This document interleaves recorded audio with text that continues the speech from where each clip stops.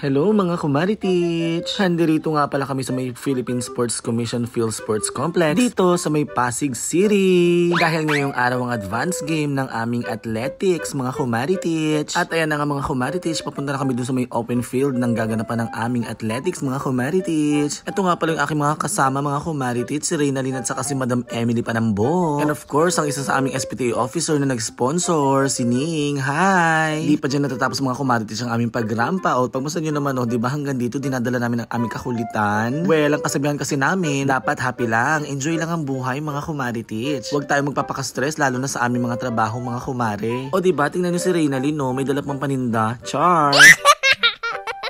At sa wakas mga kumaritich, nakarating na rin kami dito sa may lugar kung saan mag-i-stay ang mga officiating officials. Ito nga pala yung itsura ng field, andi dito yung mga iba't ibang officials, pati yung mga players. Actually, first time ko sumama dito sa mga athletics at nakaka-excite talaga. Doon nga pala nag-aantay yung mga players habang hindi pa nag-uumpisa yung kanilang mga events. At sa kabilang side naman, nandoon yung kanilang pool. Ang ganda rin mga kumaritich. Parang gusto ko na nga rin mag-swimming sa sobrang init dito Char! Arat na mga kumaritich at pumunta na tayo sa ating mga assigned event. Kasama pala namin dito si Master Ma'am Marisa, o diba aura din ang lola ninyo. At syempre, ang pinakabida sa lahat, ayan na siya, si Madam Emiliana Panambo.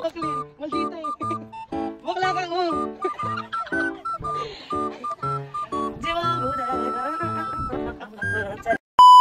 Pero alam nyo mga kumaritich, gaano man kainit, nakaka-enjoy talaga dito. O diba, nakuha ko pang sumayaw. Arat na at samahan ninyo kaming umpisahan na ang laro mga kumaritich.